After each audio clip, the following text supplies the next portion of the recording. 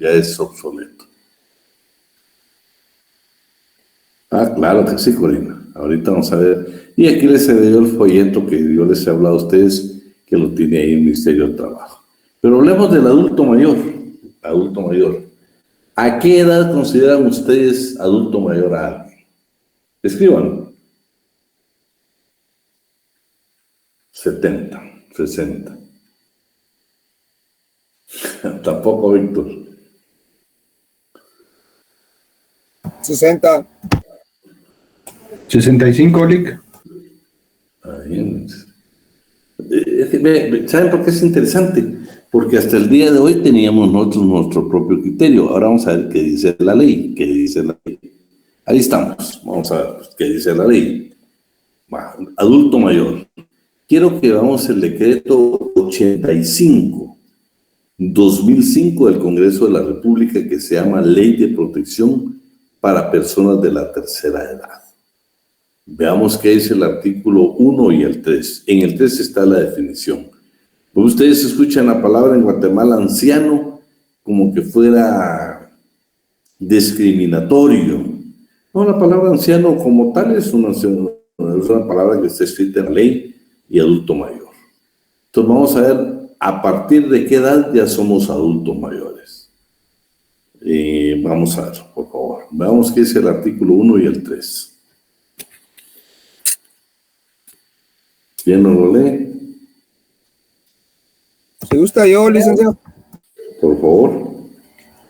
Artículo 1. Objeto de la ley. La presente ley tiene por objeto y finalidad tutelar los intereses a las personas de la tercera edad, que el Estado garantice y promueva el derecho de los ancianos a un nivel de vida adecuado en condiciones que les ofrezcan educación, alimentación, vivienda, vestuario, asistencia médica gratuita, gerontología.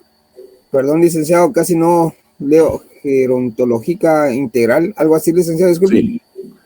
Recreación y esparcimiento y los servicios sociales necesarios para una existencia útil y digna. Sigo con el siguiente. Sí. Artículo 3. Definición. Para los efectos de la presente ley, se define como de la tercera edad o anciano a toda persona de cualquier sexo, religión, raza o color que tenga 60 años o más de edad. Se consideran ancianos en condiciones de vulnerabilidad aquellos que, careciendo de protección adecuada, sufran o estén expuestos a sufrir desviaciones o trastornos en su estado físico o mental, y los que se encuentran en situaciones de riesgo. Bueno, entonces tenemos claro que conforme con la ley a los 60 años ya somos adulto mayor. ¿Sí? Entonces, claro, ya para efectos de jubilaciones y pensiones y todo, por ejemplo, si hablamos del IBS, del programa del Instituto Guatemalteco de Seguridad Social, ustedes saben que ahí para poderse jubilar son 60 años y tiene que tener usted 240 cuotas pagadas, o sea, 20 años de servicio pagando el programa de IBS, porque el Instituto Guatemalteco de Seguridad Social también tiene otros programas y muchas veces hay lugares donde no pagan el IBS. Pero bueno, quedamos claros, 60 años para jubilarse en el Seguro Social. Para tener derecho al aporte económico del adulto mayor del Ministerio de Trabajo y Previsión Social son 65 años. Para tener derecho a la pensión, pero permítanme que nos perdimos aquí porque deja estar ahí. Bueno. Para poder, clases pasivas del Estado, su ley y su reglamento. Ustedes saben que con 20 años de servicio no importa la edad. Por eso tenemos gente jubilada menos de 40 años. Pero también la ley permite que con 50 años de edad y 10 de servicio, usted se puede jubilar con lo que conocen en Montepío, jubilarse por el Estado. Y la bendita tarjeta para tener derecho al transporte público. ¿A qué edad ustedes, no sé si alguien tiene la tarjetita esa para, que por cierto ahorita creo que no lo están admitiendo, para tener derecho nosotros al transporte gratuito, al transporte público? ¿Qué edad se requiere la famosa tarjeta dorada?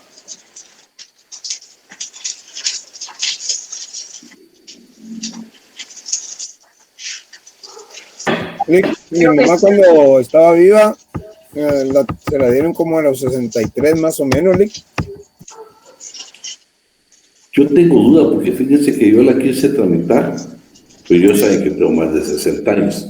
La quise tramitar y me dijeron que hasta los 65. Lo mismo le dijeron a mi suegra, Lick. No, Lick, mi mamá tengo tiene... una duda. ¿Será Mi que mamá tiene más de legal? 65 y sí se la dieron. ¿Desde que tenemos base legal ustedes? De repente tal vez alguien puede ingresar allá a la municipalidad a verificar si tenemos base legal.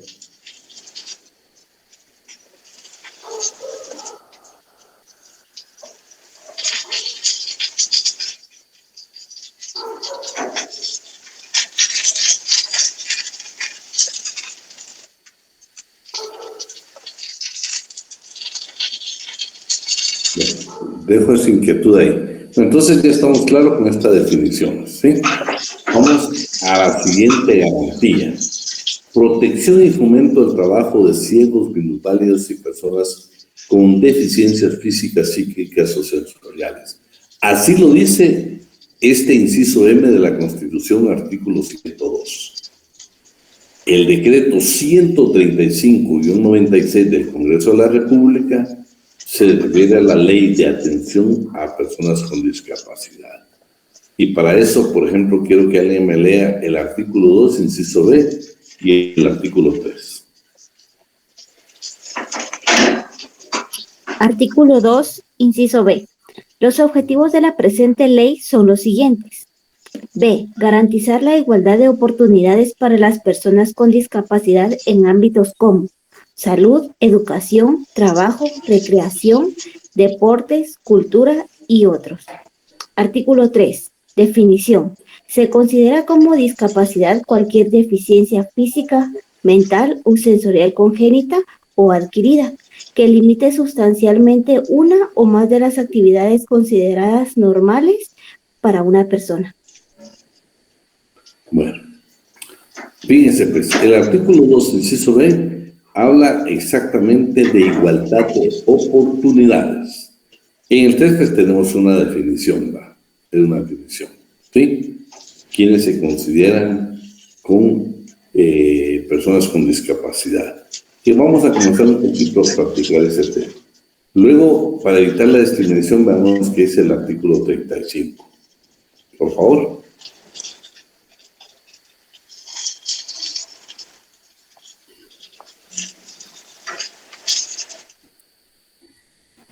Artículo 35. Se consideran actos de discriminación el emplear en la selección de personal mecanismos que no estén adaptados a las condiciones de los aspirantes, el exigir requisitos adicionales a los establecidos por cualquier solicitante y el no emplear por razón de discapacidad a un trabajador idóneo. También se considera acto discriminatorio que, en razón de la discapacidad, a una persona se le niegue el acceso y la utilización de los recursos productivos. Bueno, vean que para evitar la discriminación, ahora no sé si alguien puede apoyar en esto. Y yo tengo entendido de que ahorita pues hablamos con personas, por ejemplo, personas con capacidades regulares y personas con capacidades diferentes. Hay alguien pues, por lo menos sigue la entidad por ciegos y sordomudos. Yo creo que la palabra sordomudos es un término que no se utiliza, sino únicamente sordos. Pero no sé si alguien que tiene que ver con estas instituciones nos puede ampliar un poquito para evitar nosotros utilizar una terminología inapropiada para dirigirnos precisamente a este grupo de guatemaltecos. ¿Qué han escuchado ustedes al respecto? ¿Alguien ahí que quiere opinar? Hola, licenciado, buenas noches. Sí, precisamente no se usa la palabra sordomudos porque las personas sordas no pueden escuchar y por esa razón no pueden hablar. Entonces únicamente son personas sordas. Muy bien. Entonces, ese término ya estamos todos claros, ¿sí? Muy bien, Gaby. Buenas noches, licenciado. También por el hecho de que son oralistas Ellos, por ejemplo, nos pueden leer los labios.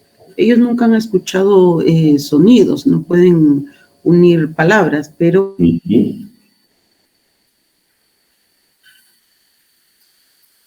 tacto, por ejemplo, ellos pueden estar descalzos y ahí ellos sienten el sonido de la música y por eso es que pueden bailar.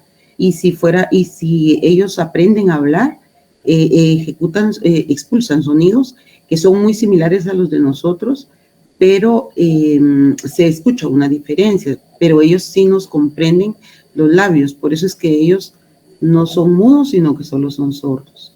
También solo se utiliza el término persona con discapacidad, sea auditiva, sea cualquier discapacidad, persona con discapacidad. Muy bien, fíjese que, ¿sabe por qué es interesante la participación ahorita de los compañeros que intervinieron? Porque nosotros podemos caer en ese, no estar actualizado, ¿verdad? Por ejemplo, yo sabía que solo eran sordos, pero creo que con la explicación que nos han dado nos quedamos bien claros para no nosotros usar palabras inapropiadas cuando nos dirigimos a ellos o cuando tenemos que mencionar, por ejemplo, a este sector de la población, y aquí estamos hablando de derecho laboral, a este grupo de trabajadores. Podemos quedar nosotros en ese tipo de discriminación o tratarlos de manera inapropiada. Entonces yo quiero agradecerles a ellos los primeros que intervinieron para que nos quede muy bien claro este término. Que por cierto, ustedes saben de que creo que hay un supermercado, hay un banco, hay comida rápida que están contratando, inclusive el Estado. Yo digo que ya, Pamela, en la despensa, por ejemplo, alguien ahí está hablando, sí, por cierto, Corina, ahí. Fíjense que a partir el día de hoy y el día viernes vamos a pasar lista de asistencia. Así nos está haciendo a favor Pamela, de un momento va a pasar el link ahí para que usted pueda ingresar. ¿Sí?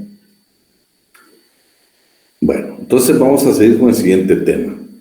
Vamos a ver. Preferencia a los trabajadores guatemaltecos sobre los extranjeros en igualdad de condiciones y en los porcentajes determinados por la ley. En paridad de circunstancias, ningún trabajador guatemalteco podrá ganar menor salario que un extranjero, estar sujeto a condiciones inferiores de trabajo, ni obtener menores ventajas económicas u otras prestaciones. O sea, preferencia sobre los guatemaltecos, eso es claro. Y otra cosa que está complicado aquí, que trabajen los extranjeros, las solicitudes y los permisos sí requieren demasiados requisitos. Pero para eso quiero que alguien me lea el artículo 13, primer párrafo del Código de Trabajo. Yo, licenciado. Por favor. Artículo 13, primer párrafo. Se prohíbe a los patronos emplear menos de un 90% de trabajadores guatemaltecos y pagar a estos menos del 85% del total de los salarios que en sus respectivas empresas se devenguen, salvo lo que sobre el particular establezcan leyes especiales. Bien. Marta, ¿tenés alguna experiencia de esto? Sí, licenciada, buenas noches. Por ejemplo, yo laboraba en un lugar donde, por ejemplo, estaba la Ericsson, estaba Sony, están Naciones Unidas, hay varias, digamos, que empresas que son internacionales, pero ellos, más del 90% por lo regular, vienen de Colombia, de Costa Rica. Entonces, yo en algún momento les pregunté a ellos si trabajaban guatemaltecos, porque pues ellos llegaban a abrir las cuentas, ¿verdad?, de planilla para que se les hiciera el pago. Y pues me dijeron que habían, pero que en realidad eran muy pocos, porque la gente de acá no tiene como que el mismo conocimiento o las mismas capacidades. Entonces, que mejor venían de allá, ¿verdad? Y solo Marta, fíjate que la ley lo que estipula lo siguiente: extranjeros, sí pueden entrar extranjeros, pero hay una condición: deben preparar a los guatemaltecos. Y lo otro es de que Migración pone demasiados peros para que demasiado, ¿qué te dijera? Tiene demasiado trámite burocrático para hacer que trabajar a los extranjeros. Me parece un poco extraño que en el caso tuyo tú pagabas la planilla, porque la inspección debe verificar ese extremo, y esto se debe cumplir, porque es una ley. Yo he visto, por ejemplo, en algunas instituciones, yo trabajé para una institución bancaria, donde querían que trabajaran unos, y yo personalmente comencé a tramitar esos permisos, y no tener la idea de lo complicado que es obtener esos permisos, complicadísimo obtener esos permisos. Entonces, pero en el caso tuyo me asombró porque me estás hablando que tenían la planilla y se les pagaba a ellos, o sea, sí se les pagaba, violentando totalmente el artículo 13 del Código de Trabajo. Y así es que hasta ahora que pues, hemos estudiado, es que supe que eso en realidad está regulado, ¿verdad? Pero ellos no, o sea, y inclusive ellos reciben pago tanto en dólares como en euros, pero es más que todo de afuera que contratan, no de aquí. Sí, pero bueno, ahora ya tenés el día que te pregunten, decirle, miren, solo ahí por casualidad, si el abogado de ustedes, si puede, para que todo esté bien claro ahí, cómo podemos hacer con el artículo número 13, el primer párrafo del Código de Trabajo. Sí, es cierto, Alex. En realidad en ese momento no sabía, pero ahora ya sé. Yo sé, miren, estamos hablando del derecho. Ahorita ustedes, muchas de las cosas que están viendo, por primera vez la van a ver. Solo quiero pedirles un favor, Pamela, les está mandando un link ahí de asistencia. Me gustaría que usted pudiera ya tener su asistencia. Por favor, Pamela. Ya lo pasé, licenciado. Solo 40 personas han respondido. Por favor, les encargamos ahí para que tengamos nosotros la asistencia y den que los apoyamos nosotros a la hora de la calificación. Bueno, vamos con el siguiente. Fijación de normas de cumplimiento obligatorio para empleadores y trabajadores en los contratos individuales y colectivos.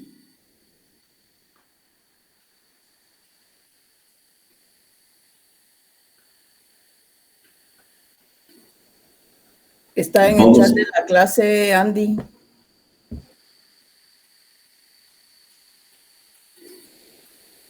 Bueno, vamos a continuar para que nos dé tiempecito.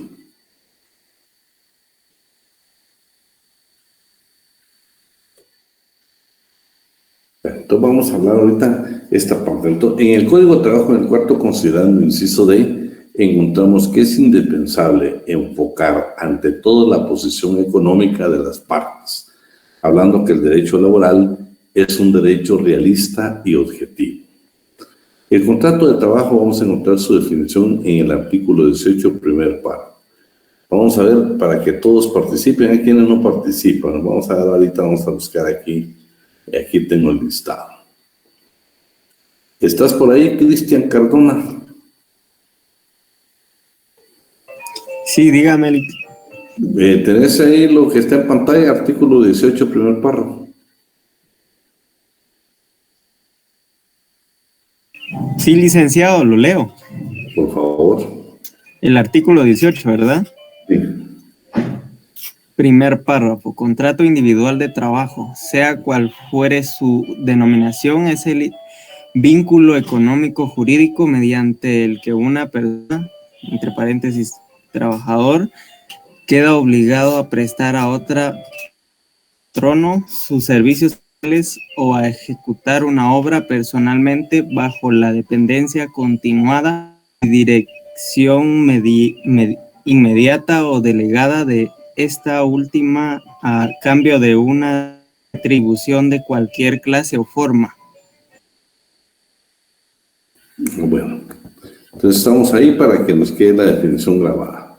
El siguiente, obligación del empleador a indemnizar con un mes de salario por cada año de servicio continuo cuando despida injustificadamente o en forma indirecta a un trabajador, en tanto la ley no establezca otro sistema más conveniente que le otorgue mejores prestaciones. Para los efectos del cómputo de servicios continuos se tomará en cuenta la fecha en que inició la relación de trabajo y cualquiera que ésta sea. Varias cosas aquí hoy. Primero, quiero que alguien con su código de trabajo me lea el artículo 77, el primer párrafo y el inciso A, que otro se vaya al artículo 79, el primer párrafo y el inciso A. Por favor, ahí en uno es despido directo y en el otro es despido indirecto. Por favor, miremos el 77, primer párrafo y luego el inciso A. Lo leo, licenciado. Artículo 77. Son causas justas que facultan al patrono para dar por terminado el contrato de trabajo sin responsabilidad de su parte. A. Cuando el trabajador se conduzca durante sus labores en forma abiertamente inmoral o acuda a la injuria, a la calumnia o a las vías de hecho contra su patrono o los representantes de éste en la dirección de las labores. Vean pues. Son causas que facultan al patrono a dar por despedido al trabajador con justa causa, sin responsabilidad para él. Hay varios incisos, yo solo les puse el A. Miren qué delicado. Por ese puede ser un motivo para que lo despidan ustedes y no tenga derecho a acción. Veamos ahora, ese por favor me anoten en su código, que es el despido directo. Artículo 77 del Código de Trabajo, despido directo. Veamos ahora el 79. De una vez me le agrega despido indirecto. Despido indirecto. ¿Saben por qué? Hay quienes terminamos la carrera y no logramos entender cuándo es directo y cuándo es indirecto. 77 directo.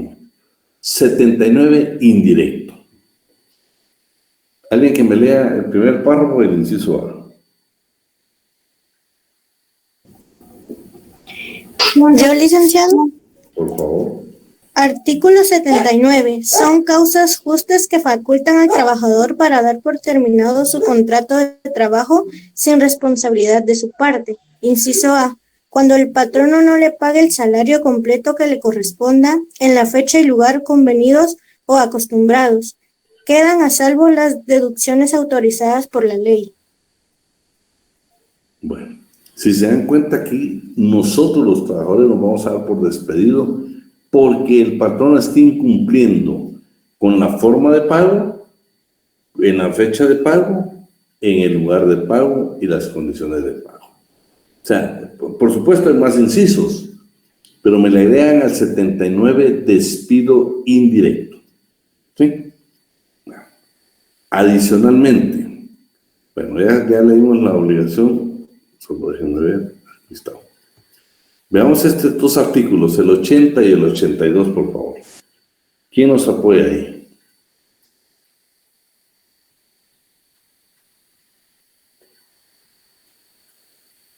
Artículo 80. La terminación del contrato conforme a una o varias de las causas enumeradas en el artículo anterior, constitutivas de despido indirecto, surte efecto desde que el trabajador la comunique al patrono, debiendo aquel, en este caso, cesar inmediatamente y efectivamente en el desempeño de su cargo. El tiempo que se utilice en la entrega no se considera comprendido dentro de la relación laboral, pero el patrono debe remunerarlo al trabajador de acuerdo con el salario que a éste le corresponde.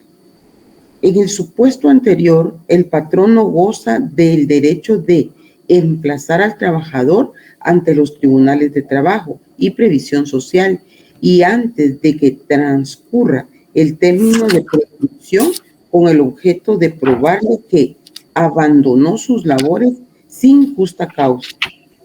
Si el patrono prueba esto último, en los casos de contratos por tiempo indefinido, debe el trabajador pagarle el importe del preaviso y los daños y perjuicios que haya ocasionado según estimación prudencial que deben hacer dichos tribunales. Y si se trata de contratos a plazo fijo o para obra determinada, el trabajador debe satisfacer las prestaciones que indica el artículo 84. El 80, ¿sigo el otro párrafo? El párrafo, sí, terminamos el párrafo. Muy bien. El trabajador que se dé por despedido en forma indirecta goza asimismo del derecho de demandar de su patrono antes de que se transcurra el término de prescripción el pago de las indemnizaciones y demás prestaciones legales que procedan. Bueno, entonces ahí estamos con eso. Y ahora nada más léete el primer párrafo del 82. Artículo 82. Si el contrato de trabajo por tiempo indeterminado concluye una vez transcurrido el periodo de prueba por razón de despido injustificado del trabajador o por alguna de las causas previstas en el artículo 79, el patrono debe pagar a éste una indemnización por tiempo servido equivalente a un mes de salario por cada año de servicios continuos y si los servicios no alcanzaran a un año en forma proporcional al plazo trabajado. Para los efectos del cómputo de servicios continuos, se debe tomar en cuenta la fecha en que se había iniciado la relación de trabajo, cualquiera que ésta sea. Bueno, dos cosas quiero que marquemos aquí. Una, que por favor, si usted tiene su código, quiero que me agregue ahí o su constitución, agrégueme ahí artículo 4.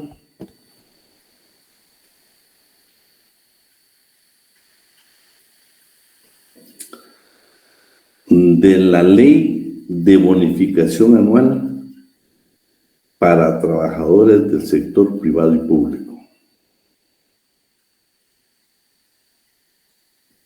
Artículo 4 de la ley de bonificación anual para trabajadores del sector privado y público. Decreto 42-92.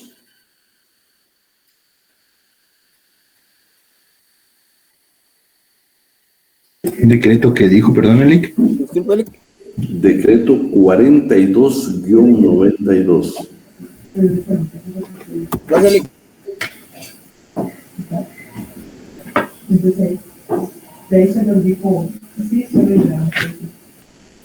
Y luego me lean artículo 9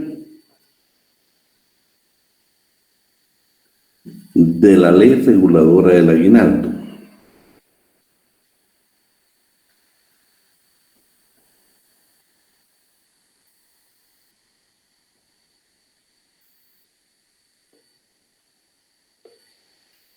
Decreto 76-78.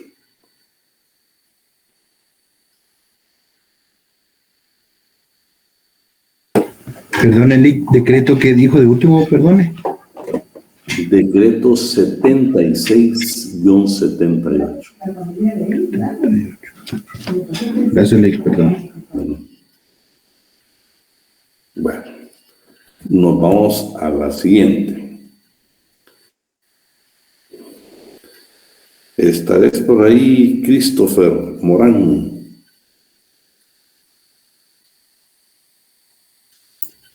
Buenas noches, Lick. Adelante.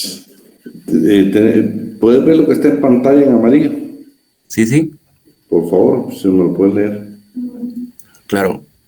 Es obligación del empleador otorgar al cónyuge o conviviente, hijos menores o incapacitados de un trabajador que fallezca estando a su servicio, una prestación equivalente a un mes de salario por cada año laborado. Esta presentación se cubrirá por mensualidades vencidas y su monto no será menor del último salario recibido por el trabajador. Si la muerte ocurre por causa cuyo riesgo esté cubierto totalmente por el régimen de seguridad social, cesa esta obligación del empleador. En caso de que este régimen no cubra íntegramente la prestación, el empleador deberá pagar la diferencia. Este es un poco discutido. Esta es la base legal para que el patrono, cuando el trabajador muere, no quiere pagar la indemnización. Pero vean lo que dice. Estamos hablando de garantías mínimas. Habría que ver la interpretación, el espíritu de la norma, la historia de esa norma. Es obligación del empleador otorgar al cónyuge o conviviente de hijos menores o empresarios de un trabajador que fallezca estando a su servicio una prestación. Bueno, primero yo les quiero decir de que nosotros tenemos bien definidos en el código qué es indemnización y qué son prestaciones. Pero claro, ellos dicen que está hablando de la indemnización. Pero eso lo miramos en otra discusión.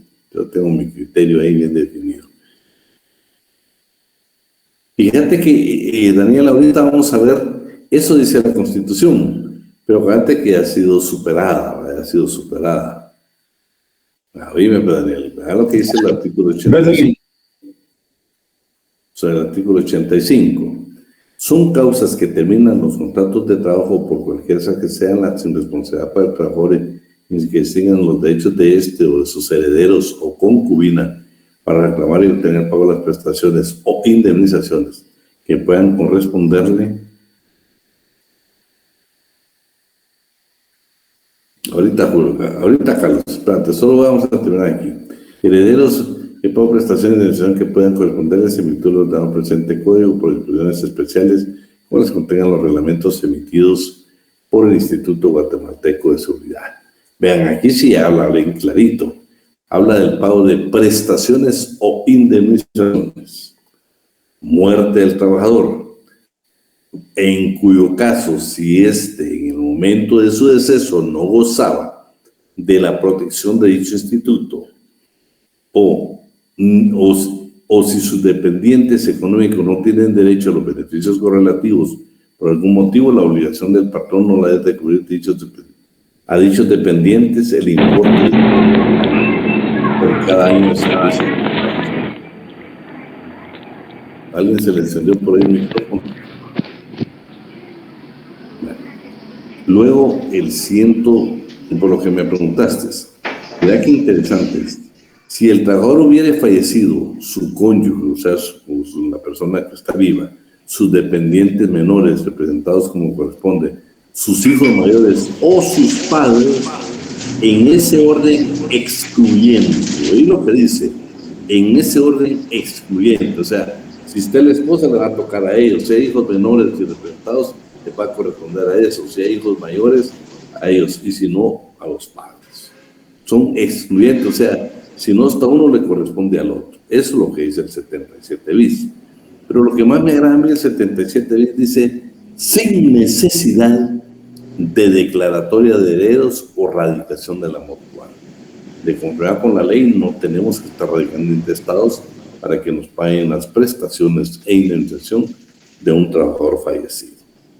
Y en el artículo número 1, por lo que me preguntaste, este artículo sí lo tiene bien claro, mira, esposa, hijos menores, hijos mayores o padres. En ese orden excluyente. O sea, si está uno, al que estén los demás, le va a corresponder en ese orden. Primero el esposo. Perdón, licenciado, la compañera Helen Yanira Zamora tiene su micrófono encendido. Te encarga, vamos a pedir el favor. ¿Y cuáles serían los procedimientos a seguir, pongámosle, cuando pasara algo así, en cualquiera de los casos que hemos visto? Solo, pero vamos a ver, ¿cómo se llama? La compañera para que... Es Helen Yanira Zamora. Helen, ¿tenés encendido tu teléfono, tu micrófono?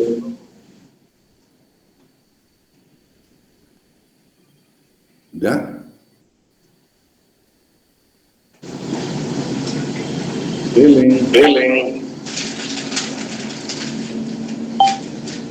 Helen Zamora. Hello, Moto. Hola, rápido. Aquí estamos.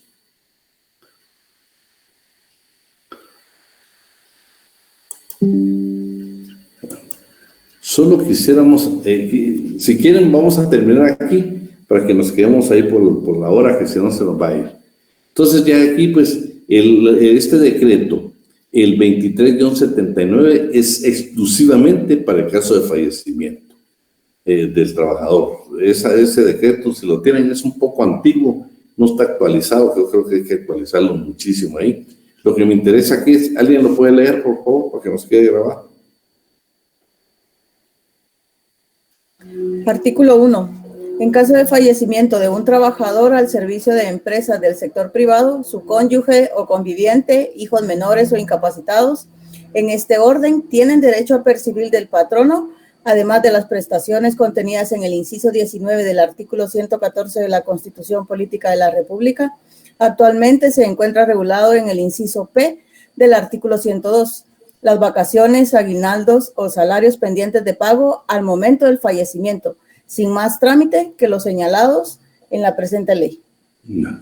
Lo que yo le dejé ahí algo sobresaltado, pero se lo puedo preguntar. La Constitución, el 114 y el inciso 19 era la Constitución anterior, actualmente es el 102, inciso P. Vamos con lo siguiente. Si quieren van anotando las preguntas y las hacemos a terminar. Alguien que me lea de derecho a la sindicalización. Derecho a la sindicalización libre de los trabajadores. Este derecho lo podrían ejercer sin discriminación alguna y sin estar sujetos a autorización previa, debiendo únicamente cumplir con llenar los requisitos que establezca la ley. Los trabajadores no podrán ser despedidos por participar en la formación de un sindicato, debiendo gozar de este derecho a partir del momento en que den aviso a la Inspección General del Trabajo. Solo los guatemaltecos por nacimiento podrán intervenir en la organización, dirección y asesoría de las entidades sindicales. Se exceptúan los casos de asistencia técnica gubernamental y lo dispuesto en tratos internacionales o en convenios intersindicales autorizados por el organismo ejecutivo. Bueno, en el Código de Trabajo, en el 211, habla que le corresponde al Ejecutivo promover el Ministerio de Trabajo y Previsión Social encargarse precisamente de la defensa y desarrollo del sindicalismo. El artículo 209 dice que ningún trabajador podrá ser despedido por querer formar un sindicato. Gozan del derecho de inamovilidad desde el momento que le den aviso a la Inspección General de Trabajo.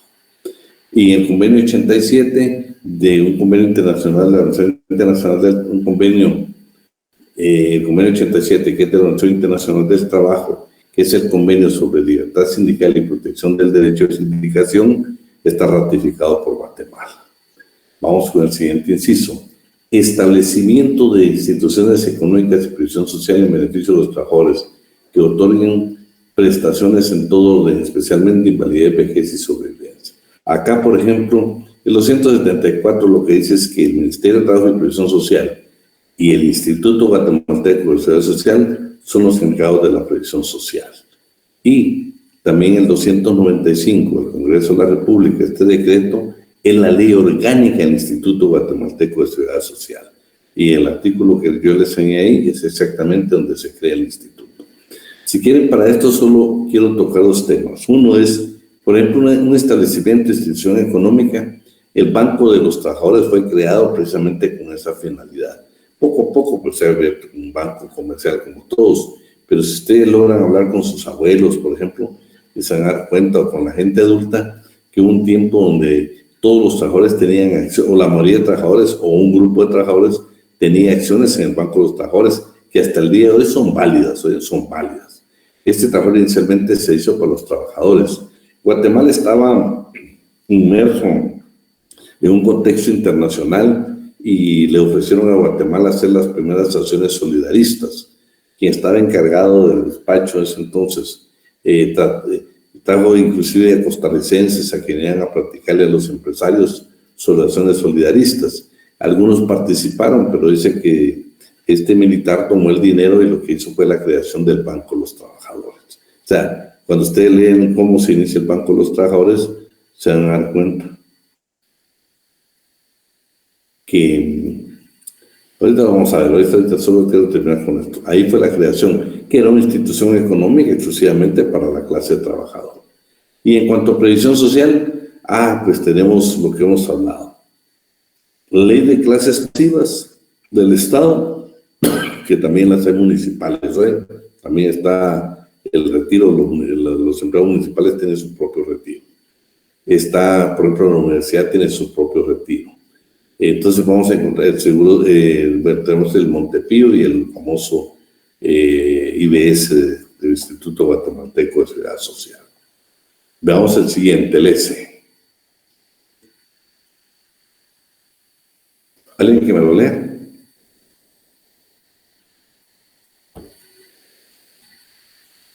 El S. Si el empleador no probare la justa causa del despido, debe pagar al trabajador a título de daños y perjuicios un mes de salario. Si el juicio se ventila en una instancia, 2 meses de salario en caso de apelación de la sentencia. Y si el proceso dura en su trámite más de 2 meses, deberá pagar el 50% del salario del trabajador por cada mes que se extendiere el trámite de ese plazo, hasta un máximo, en ese caso, de 6 meses. Bueno, entonces, si se dan cuenta, en este caso, pues lo que está indicando es ese derecho que se tiene a los daños y perjuicios. O sea, si un patrón incumple, dice que tiene derecho a pagar la indemnización, prestaciones de ley y adicionalmente, si se va a tribunales, daños y perjuicios. Y hasta un máximo, ahora esta norma, esta garantía social que contenía precisamente la Constitución ya fue superada. Ahí únicamente hablaba de 6 meses. Actualmente en el artículo 78, inciso B del Código de Trabajo, habla que a título de daños y perjuicios le corresponden al trabajador hasta 12 meses de salario. Ese es a título de daños y perjuicios, no tiene nada que ver con la indemnización ni las prestaciones. Es algo adicional que le es imputable al patrono porque no quiere cumplir con su obligación de pagar indemnización ni tampoco las prestaciones de ley. Yo le dejo ahí el Código Civil para la definición de qué son daños y perjuicios. Veamos el siguiente, por favor.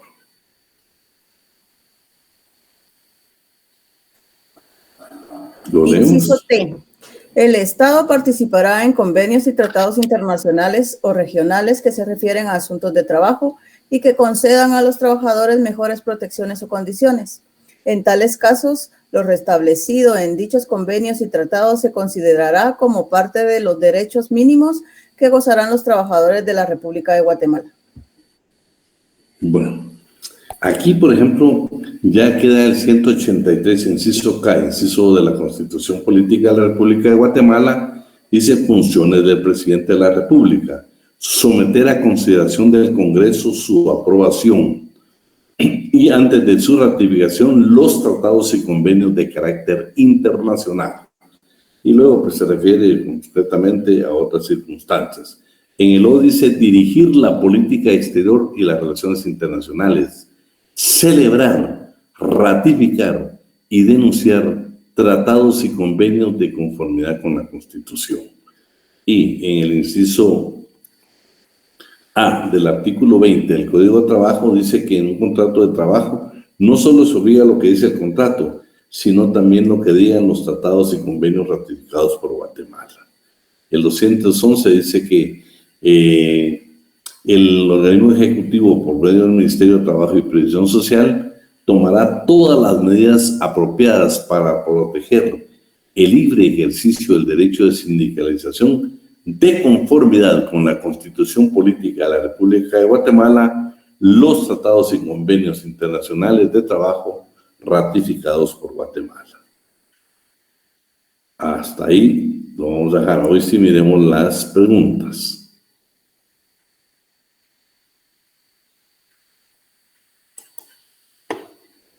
Miremos qué preguntas teníamos pendientes por acá. Vamos a ver. Bueno, los padres ya hablamos, Daniel, en qué orden están ahí, son excluyentes. Disculpe, no logro entender lo que se oculta trabajar por tener un contrato, le damos despido indirecto. ¿Cuál es la diferencia de una renuncia? No, Carlos, la renuncia no tiene derecho absolutamente a nada, Carlos, a nada. Es más, Carlos, la renuncia, si no la hace de conformidad con el artículo 83 del Código de Trabajo, puedes cometer un error que el patrón te puede demandar por daños y perjuicios. Veamos qué es el 83, creo que es. Déjame ver aquí, lo quiero rectificar.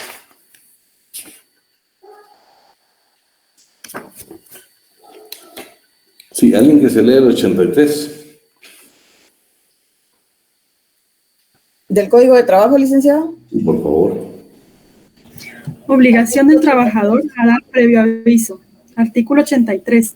El trabajador que desee dar por concluido su contrato por tiempo indeterminado, sin justa causa o atendiendo únicamente a su propia voluntad y una vez que haya transcurrido el periodo de prueba, debe dar aviso previo al patrono de acuerdo con lo que expresamente se estipule en dicho contrato o en su defecto de conformidad con las siguientes reglas. A. Antes de ajustar 6 meses de servicios continuos con una semana de anticipación, por lo menos. Sí, espérate un ratito, espérate, ahí quédate. Carlos, aquí lo que está indicando es de que si yo voy a renunciar, primero no tengo derecho, no tiene nada que ver el 79 con la renuncia, ¿viste? La renuncia te vas al 83 y lo que tenés son obligaciones, Las obligaciones son que si tenés 6 meses de trabajo, la renuncia la tenés que hacer con una semana de anticipación. ¿Continuamos, sí? B. Después de 6 meses de servicios continuos, menos de un año, con 10 días de anticipación por lo menos. C. Después de un año de servicios continuos, pero menos de 5 años, con 2 semanas de anticipación por lo menos. Y D. Después de 5 años de servicios continuos, con 1 mes de anticipación por lo menos. Fíjate que si tenemos más de un año, lo tenemos que hacer con 1 mes de anticipación. No puedes, por ejemplo, renunciar o ir a trabajar mañana a una empresa. Te demandan por daños y perjuicios. Dice, dichos avisos se deben dar siempre por escrito. Esa es una regla. Entonces, no nos vayamos a confundir con esto, ¿eh? Claro, yo te puedo decir, hay pactos colectivos de condiciones de trabajo donde aunque renuncias te pagan. Por ejemplo, has oído vos en el Congreso de la República y en otras instituciones donde dice, si usted renuncia, retiro voluntario. Si usted se retira voluntariamente, le vamos a pagar no solo los 10 años que dice la ley de servicio, sino le vamos a pagar 6 adicionales, le vamos a pagar 8 adicionales. Eso se ha logrado a través de pactos colectivos o otro tipo de disposiciones. Pero la regla general es que con renuncia no tenés derecho a indemnización. No, el 79 es otra circunstancia. El 79 es el incumplimiento por parte del patrono. Por ejemplo, si deja de pagarte el salario, es un motivo que te des por despedido. Ahí tendría la obligación él de pagarte indemnización y prestaciones. Por ejemplo, si no te paga el día establecido, si no te paga en el lugar establecido. Si miras en el 79, todos los incisos que están ahí te facultan a renunciar. Pero en ese caso es porque el patrón no infringió una norma. Pero si vos renuncias porque te querés ir a otra empresa, la regla general es que no te paguen ningún tipo de indemnización. Claro, las prestaciones renunciables siempre. No, la indemnización universal es, yo te digo, es bien complicado. Posiblemente algunas empresas lo tengan. Yo conozco empresas que pagan, se vaya por cualquier motivo el trabajador, pero la regla general es otra. Sí, que va a sustituir, porque acuérdate que tiene que ser tiene que hacerse la inducción, ¿va?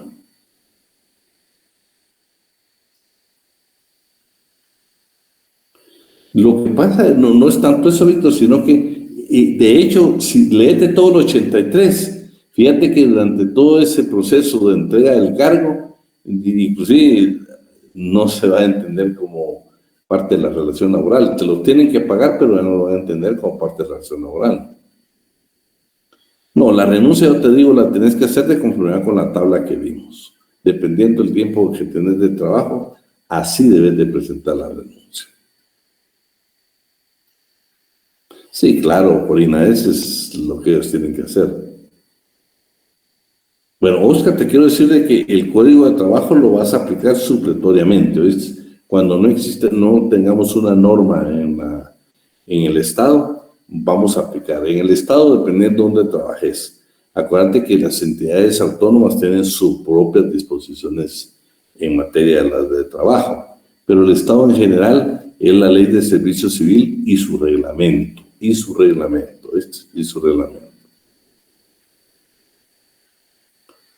Vamos a ver.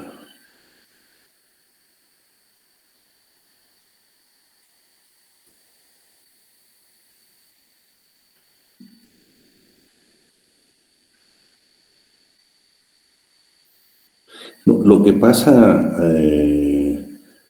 tu Selvi, es de que no, lo que yo les quiero hacer ver a ustedes es de que vamos a hablar las jornadas, tenemos un tema especial de la jornada, pero lo que yo te quiero decir es de que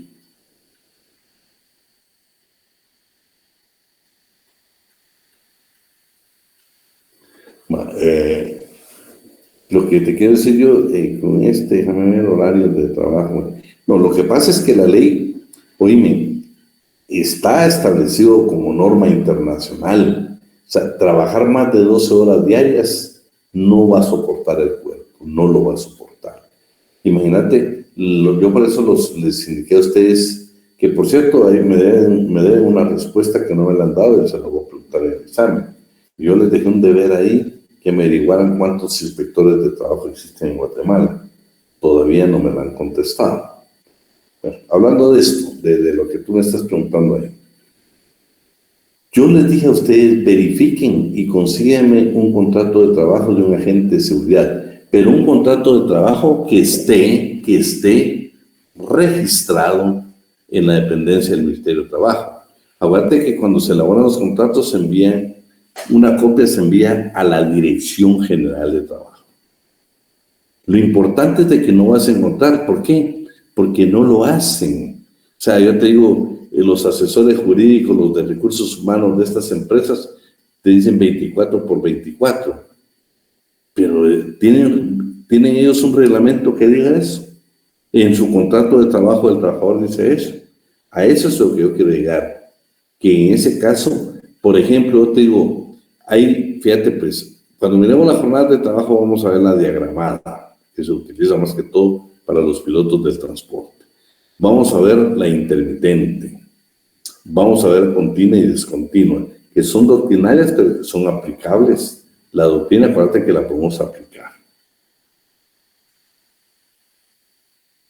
Sí, William, sí. Lo que pasa, William, tenés que leer todo lo que... Porque nosotros solo vimos un inciso, pero es una cantidad de incisos que hay en ese artículo 79. Despido indirecto y otra forma de por despedir.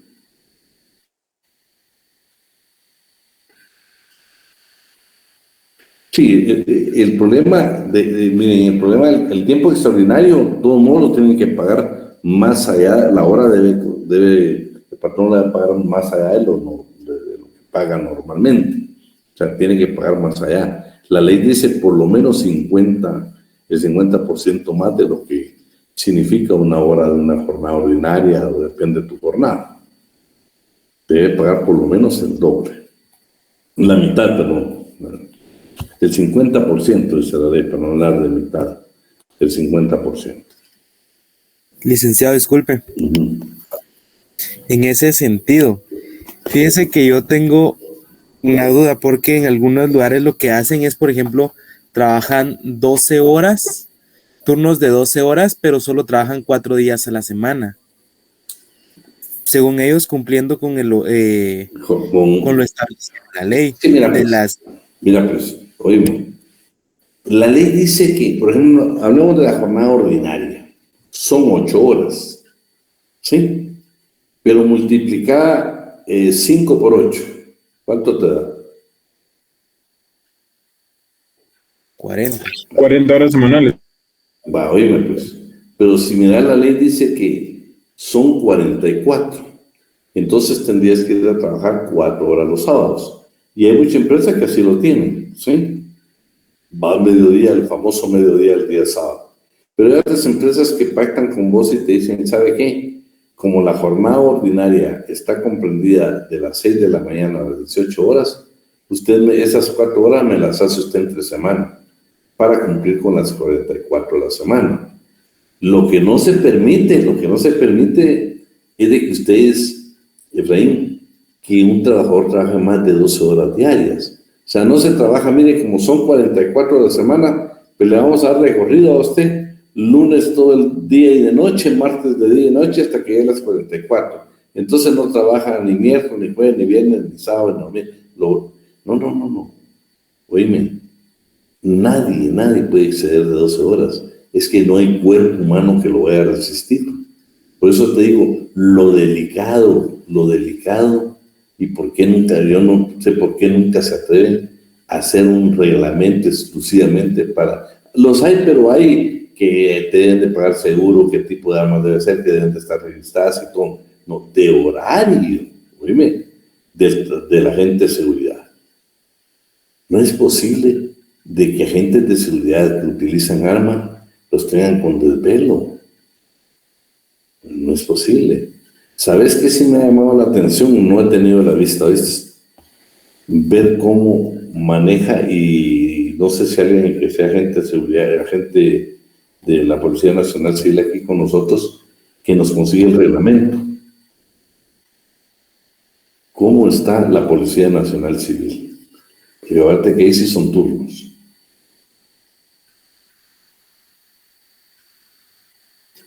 No, Wendy, no, Wendy.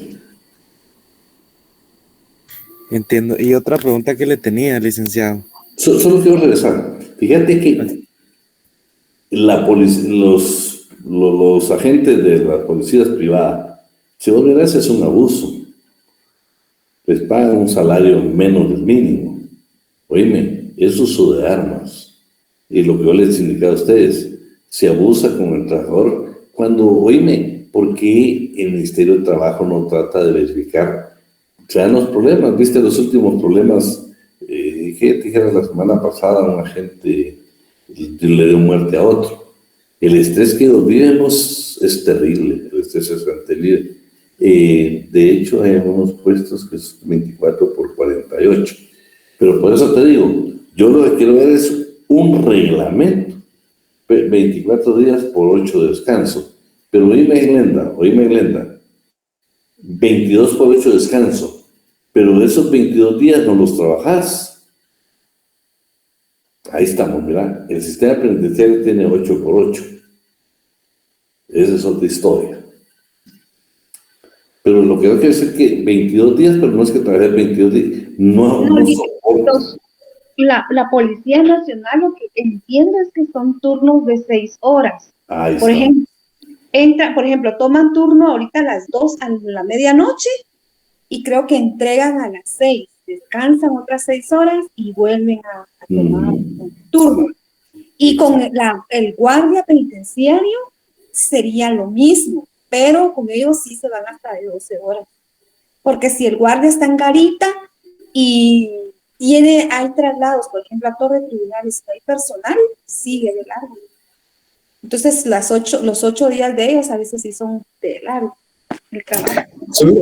Buenas noches. Seguro que pongámosle con el sistema penitenciario, el jefe de servicios tiene que hacerle las rondas a los guardias que están de descanso, se podría decir, para los servicios, para los hospitales, torre de tribunales, X cosa que el juez ordene, que tenga que salir el reo de la cárcel, más los turnos de las torres de tribunal, ¿cómo se llaman? Los puestos de servicio dentro del penal. O sea, los de ellos sí es mucho más difícil que los de la policía.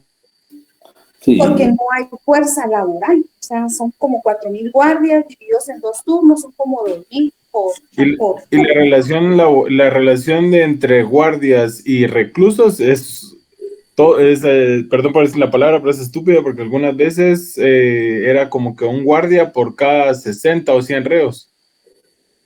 Sí, imagínate, por ejemplo, y eso es que el sistema penitenciario, te voy a ser honesto, yo tengo 35 años de ser abogado, y yo te digo, antes era un número mínimo, no, ahora yo he visto que los han ido incrementando, pero ¿a qué quiero llegar yo? El día que ustedes sean asesores, claro, yo te digo, el Estado se complica por muchas razones, pero el día que usted tenga que opinar, el día que usted tenga que hacerlo, oíme, es que es imposible. Yo te digo, el problema de gente con un arma, donde va, y eso supongo yo de que en la Policía Nacional Civil tal vez no, pero en el sistema penitenciario, como en los agentes privados, ¿qué pasa, Daniel, si no llego a hacer yo el relevo? Por X circunstancia. Ya imagínate que una persona se quede 48 horas de servicio, por favor. No, por más que ustedes me digan, no estamos bien. No poder mantener de pie una persona por 48 horas. Es más, lo pueden mantener por 24. Imagínate.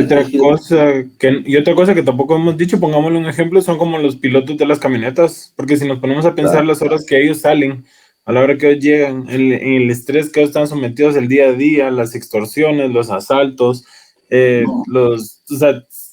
¿Sabes que en muchos países, incluyendo Guatemala, era el trabajo más peligroso el ser piloto de bus? Más peligroso. Pero vamos a lo laboral. Fíjate que la doctrina le llama diagramada, porque yo les hablaba a ustedes, por ejemplo, para Petén, y yo tuve la oportunidad de ver un bus donde me extrañó, dije, oye, ¿por qué lleva 2 pilotos, va? En ese entonces, porque no la había visto desde el punto de vista laboral, pero por ejemplo, mucho transporte que va para Petén lleva 2 pilotos. Sí, es cierto, licenciado. Lleva 2 pilotos, entonces ya te digo, ahí vamos a estar muy bien. Selfa escribió ahí sobre los inspectores. Selfa, la base legal. Lick, disculpe con una consulta. Lo que a mí no me quedó claro es de que, digamos, en el contrato de 12 horas, si son 6 horas de día y 6 de noche, se puede decir que es un horario mixto, en el caso de un guardia de seguridad privado. Oíme, pues. No es así, ¿no? Lo que yo te quiero decir es de que jornada solo hay 3. Diurna, nocturna y mixta, ¿sí? Diurna, nocturna y mixta. En ninguna jornada puedes trabajar más de 12 horas, ¿sí?